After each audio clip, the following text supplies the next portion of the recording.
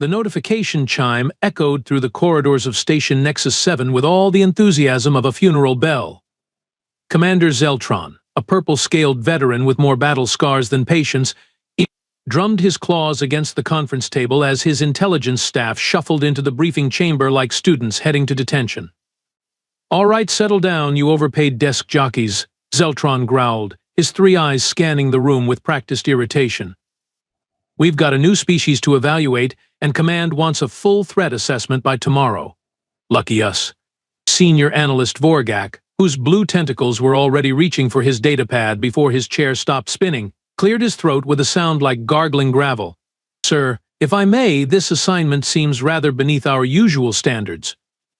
The species in question barely qualifies as spacefaring." "Oh, really?" Zeltron leaned back in his chair, which creaked ominously under his bulk.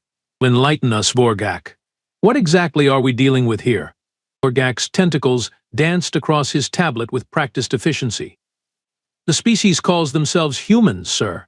A third planet from a yellow dwarf star in what they call the Milky Way.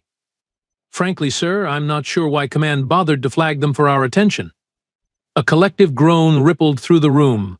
Junior Analyst Kelmax, whose orange fur was already standing on end from static, raised a webbed hand. "Please tell me we're not spending another week analyzing primitive tool usage again. The last species took 3 days to figure out fire." "Worse," Vorgak replied with the tone of someone announcing a root canal. "These humans have barely managed to leave their home planet. They've got some crude metalworking skills, basic projectile weapons, and what appears to be an unhealthy obsession with hitting each other with sticks." Technician Blixara, whose crystalline body segments clinked softly as she shifted in her seat, tilted her head curiously. "Any interesting technological developments? Unique energy sources? Advanced mathematics?" "Well," Vorgak paused, scrolling through his notes. "They have discovered nuclear fission, which is impressive for a species that still fights wars with chemical explosives. Though honestly, their application of it seems rather limited." Commander Zeltron rubbed his temples, feeling the familiar headache building behind his primary eye.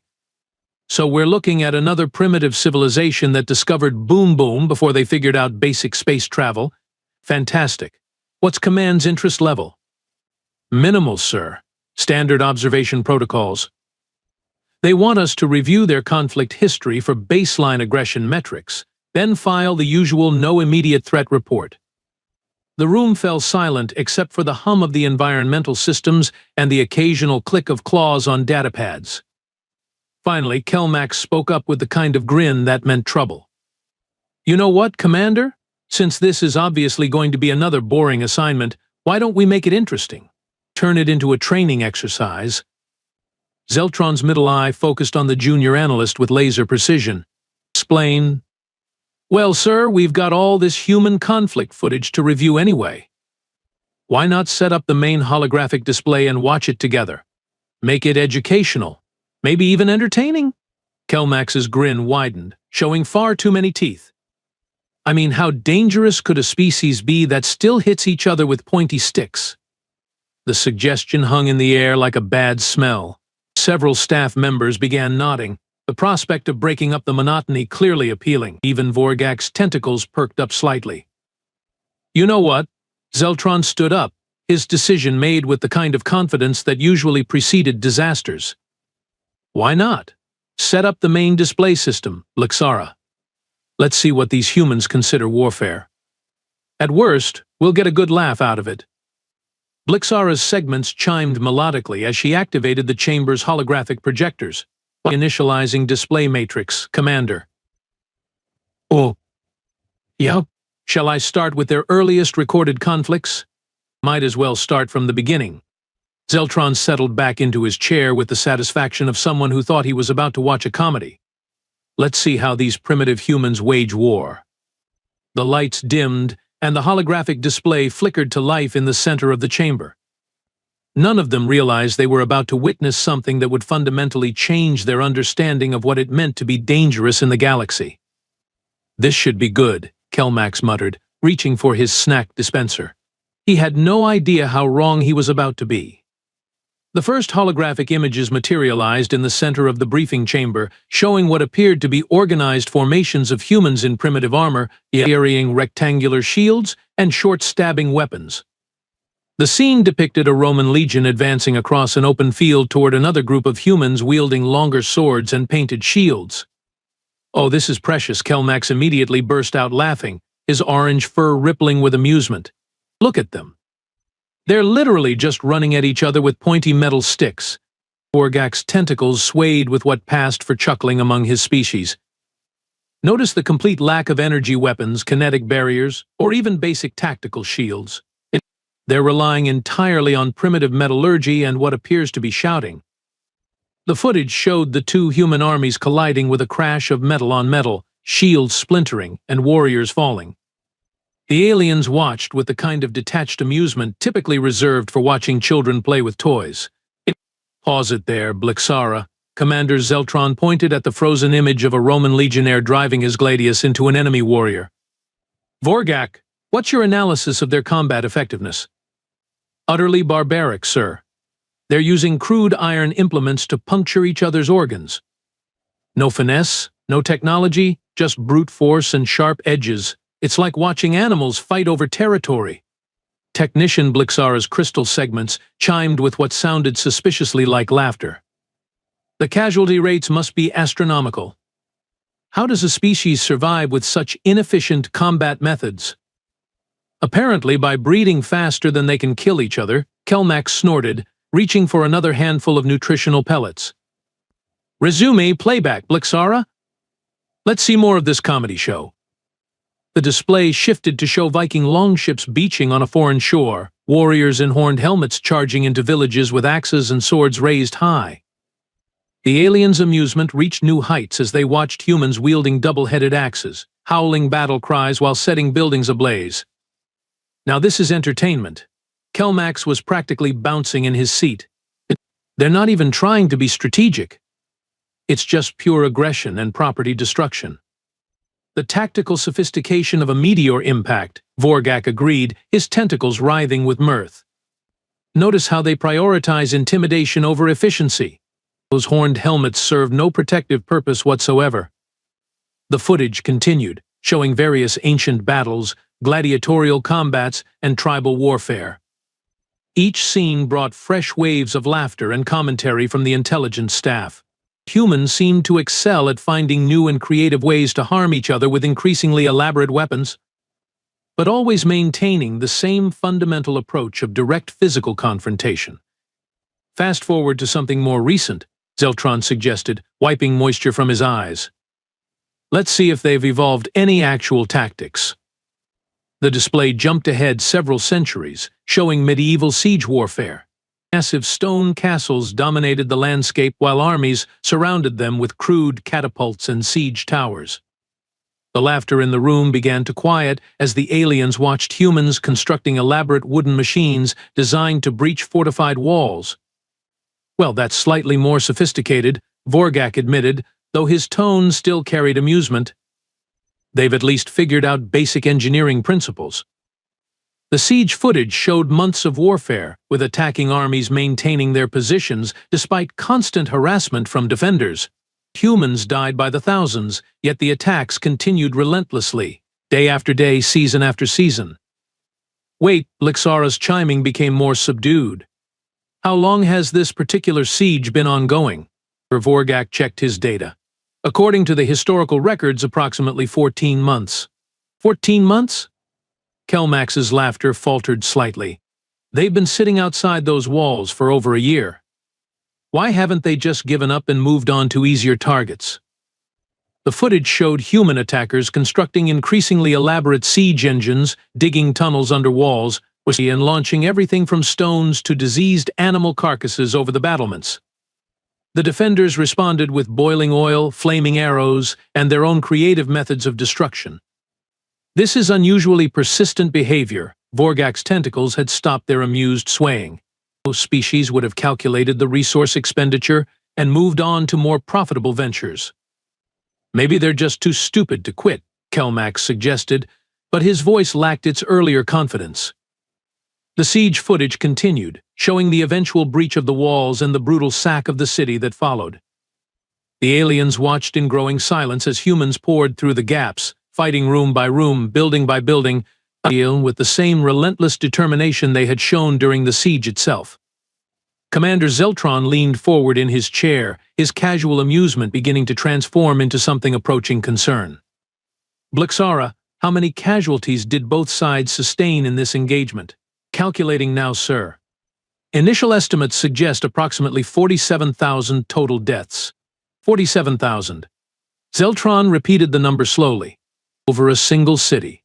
And the mood in the chamber had shifted noticeably. What had started as entertainment was beginning to feel less amusing and more disturbing. The humans' persistence was starting to look less like stupidity and more like something else entirely. Something the aliens weren't quite ready to name yet.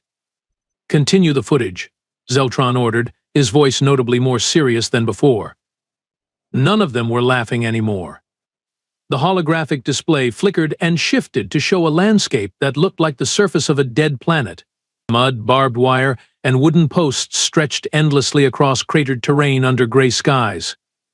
Then the camera panned down into the trenches, revealing thousands of humans huddled in waterlogged ditches, clutching weapons that had evolved far beyond simple swords and axes. What are we looking at here? Blixara's crystalline segments had stopped their melodic chiming entirely. Vorgak consulted his datapad with tentacles that moved far less confidently than before. This appears to be what humans call their First World War, approximately 100 years ago in their timeline. The tactical evolution is significant. The footage showed human soldiers going over the top of their trenches, charging across open ground toward enemy positions while explosions erupted around them. Machine gun fire cut them down in waves, yet more humans kept coming, stepping over the bodies of their fallen comrades without hesitation. Kelmax had completely stopped eating his nutritional pellets. His orange fur lay flat against his skin as he stared at the display in growing horror. They're running directly into automatic weapon fire. That's suicide. Resume playback, Commander Zeltron ordered, though his voice had lost all traces of its earlier casual authority. The display showed artillery bombardments that turned entire landscapes into moonscapes. Shells the size of small vehicles exploded with devastating force, throwing dirt, debris, and human body parts hundreds of meters into the air. Yet somehow, humans continued to occupy these hellish battlefields for months, even years at a time. Blixara's request came out as a sharp crystalline chime. Commander, I need clarification on these casualty figures. The data can't be correct. What's the problem? Zeltron asked, though he wasn't sure he wanted to know the answer. According to the historical records, this single conflict lasted 4 years and resulted in approximately 16 million human deaths. That's more than the total population of most civilized worlds. The briefing chamber fell completely silent except for the hum of the environmental systems. Even that seemed louder now, like the universe itself was holding its breath. 16 million, Vorgak repeated slowly, his tentacles hanging limp at his sides. In 4 years. Over territorial disputes that could have been resolved through standard diplomatic channels. The footage continued, showing gas attacks that turned the air itself into a weapon. Humans stumbled through yellow clouds that burned their lungs and skin, many collapsing where they stood, while others pressed forward wearing primitive masks that barely qualified as protection. They're poisoning the atmosphere, Kelmax whispered, his voice barely audible. They've made the air itself deadly, and they're still fighting in it. Continue, Zeltron commanded, though his hands were gripping the arms of his chair hard enough to leave claw marks. The display jumped forward in time, showing an even more devastating conflict. Tanks rolled across battlefields while aircraft engaged in aerial combat overhead. Cities burned as bombers dropped payloads that could level entire districts. But it was the footage from the Pacific Theater that truly broke the aliens' composure. Human soldiers fought through tropical jungles, volcanic islands, and coral atolls with a ferocity that made their earlier conflicts look restrained. They threw themselves at fortified positions defended by other humans who fought with equal determination, neither side giving quarter. Pause the footage, Blixara requested again, her segments now emitting a high-pitched whine of distress. "I need to verify these atmospheric readings. Are those nuclear detonations?" The display showed the mushroom clouds rising over Hiroshima and Nagasaki, the devastating power of atomic weapons unleashed for the first time in warfare. The aliens watched in stunned silence as entire cities vanished in balls of nuclear fire. "They've weaponized stellar fusion," Vorgak stated with the tone of someone announcing the end of the world. "A species that was using chemical explosives 50 years earlier has figured out how to harness the power of stars." Junior analyst Threx, a quiet amphibian who hadn't spoken since the briefing began, suddenly stood up from his chair. His green skin had turned a sickly yellow color. "Commander, I need to submit a transfer request." "Immediately?" "Sit down, Threx," Zeltron snapped, but there was no real authority in his voice anymore. "Sir, with all due respect, I signed up to analyze civilizations, not whatever this is." Threx's voice shook as he gestured at the display showing the nuclear aftermath. These humans dropped artificial suns on their own planet, on cities full of their own species. "The casualty estimates for this second global conflict," Blixara announced in a voice like breaking glass, "are approximately 70 million deaths." 70 million. The number hung in the air like a toxic cloud. Kelmax slowly pushed his snack dispenser away from himself, his appetite apparently gone forever. "They went from 16 million deaths to 70 million deaths in the span of 25 years. That's not evolution, that's escalation. And they survived it," Vorgak added quietly. "Not only survived, but continued to advance technologically. The nuclear weapons that ended this conflict became the foundation for even more powerful weapons." Commander Zeltron was gripping his chair so hard that the metal was beginning to bend under his claws. His three eyes were fixed on the display showing the mushroom clouds, his expression a mixture of fascination and growing dread.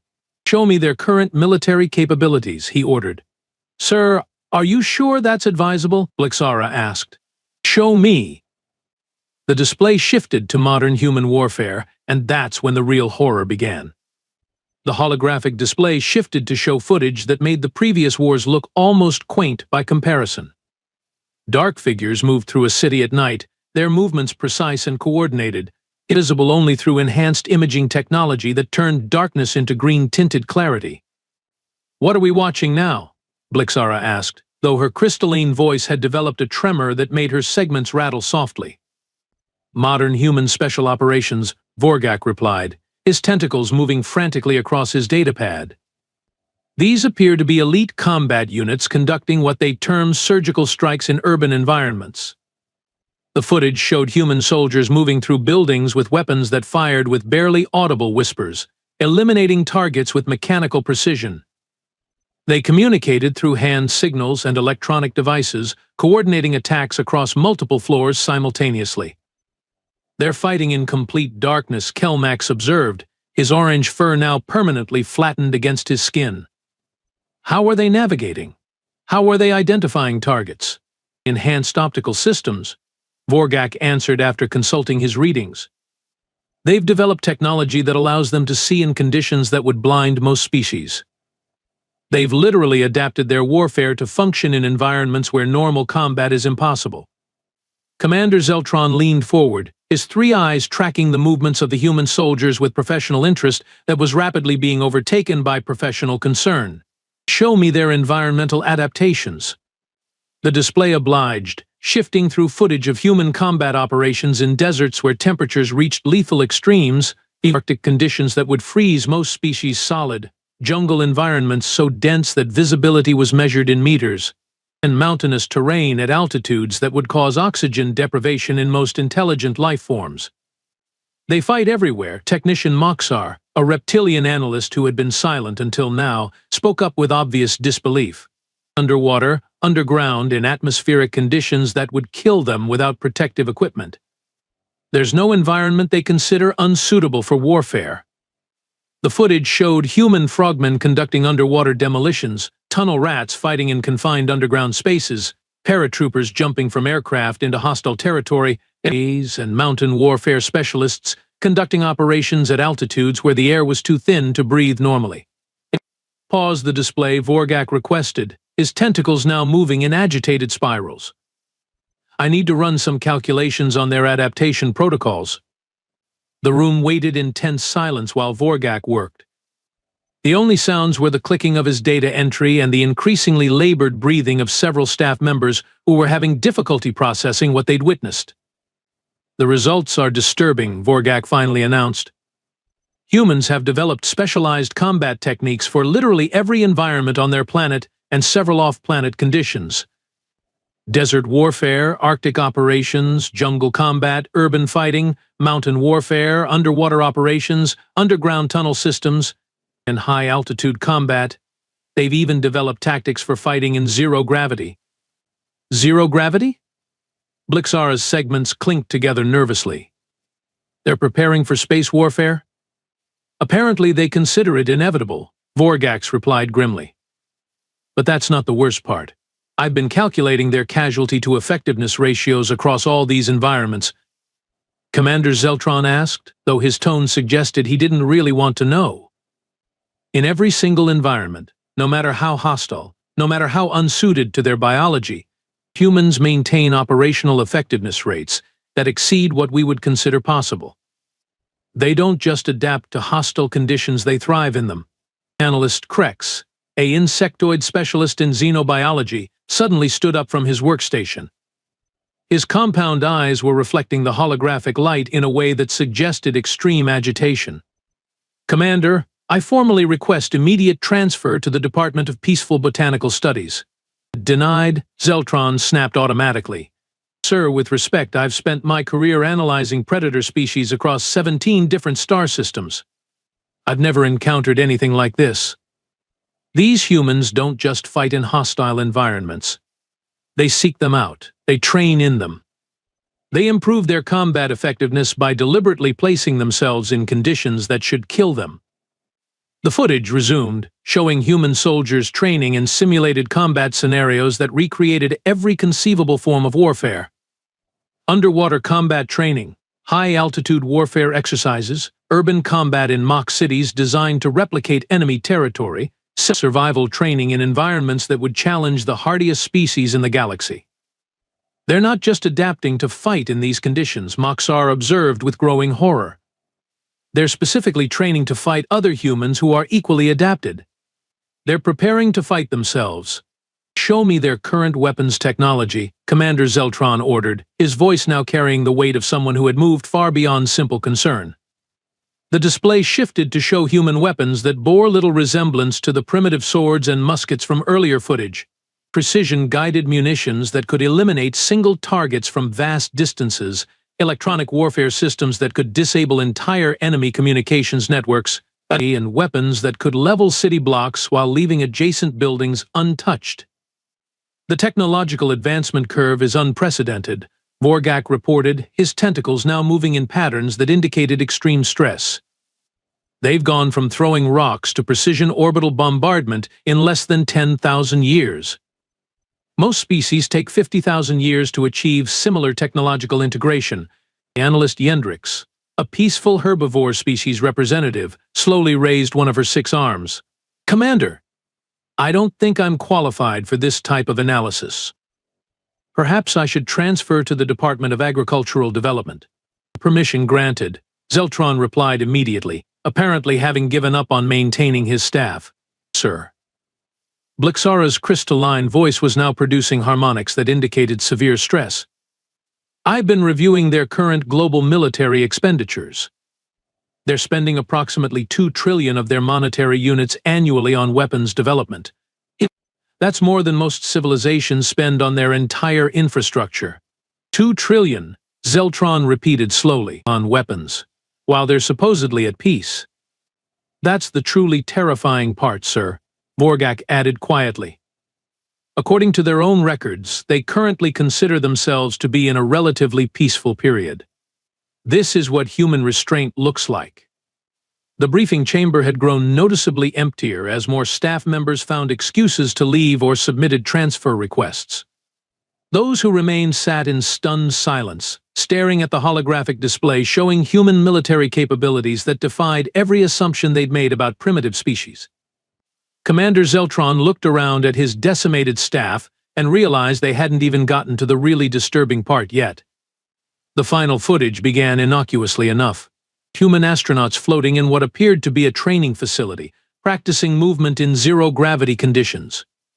Commander Zeltron's remaining staff watched with the weary resignation of beings who had already seen too much. "At least this looks peaceful," Kelmax muttered, though his orange fur remained stubbornly flat against his skin. "Just some basic space exploration training." That optimism lasted exactly 47 seconds. The display showed the same astronauts, still in zero gravity, now wielding weapons specifically designed for combat in vacuum conditions. They moved through mock spacecraft corridors, practicing room-to-room clearing techniques in an environment where a single puncture could kill everyone aboard. "No," Blixara's crystalline segments began producing a high-pitched whine. "No, no, no. They're not just exploring space.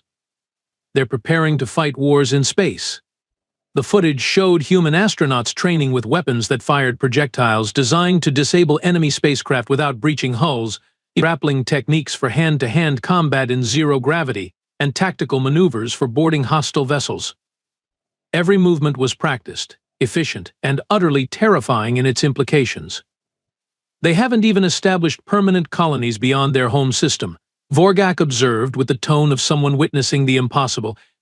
"And they're already developing combat doctrines for interplanetary warfare." Senior communications analyst Thrix, who had somehow survived the gradual exodus of staff members, suddenly stood up and began gathering his personal belongings. "That's it. I'm done. I quit. I resign. I formally request immediate transfer to any department that doesn't involve studying species that weaponize vacuum." "Thrix, sit down," Zeltron ordered, but his voice lacked any real conviction. "Sir, they're training to fight in an environment that kills most life forms instantly. They're not just adapting to space, they're adapting to kill other beings in space. And the worst part? They're probably going to be really good at it." 4 more analysts stood up simultaneously, their resignation requests already prepared on their datapads. "Sir," Junior Technician Plex spoke up from his workstation, his voice barely a whisper, "I've been monitoring their global communications during this briefing. Would you like to know what humans are discussing while we watch their military capabilities?" "Do I have a choice?" Zeltron replied grimly. "They're debating whether they should send more relief supplies to disaster victims, arguing about environmental protection policies, and sharing pictures of small domestic animals on their communication networks. Sir, they genuinely believe they're a peaceful species." The briefing chamber fell into absolute silence. The remaining staff members stared at the holographic display showing human space combat training while processing the information that these same beings considered themselves peaceful. "Peaceful," Vorgak repeated slowly. "They consider themselves peaceful while maintaining enough weapons to sterilize their own planet 17 times over.